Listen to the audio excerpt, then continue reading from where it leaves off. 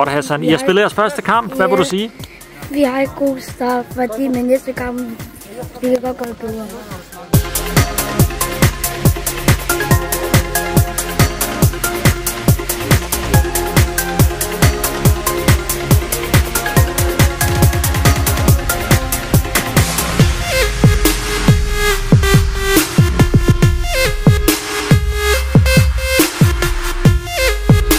Det var sjovt, at de spillede de anden og første kamp, og det kan godt ske, at vi tabte, men alligevel.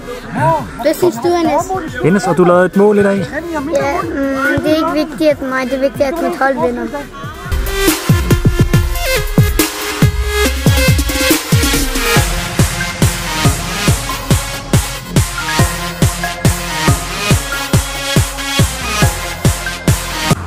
Og Metin, så har I spillet endnu en kamp. Meget spændende kamp. Hvad skete der?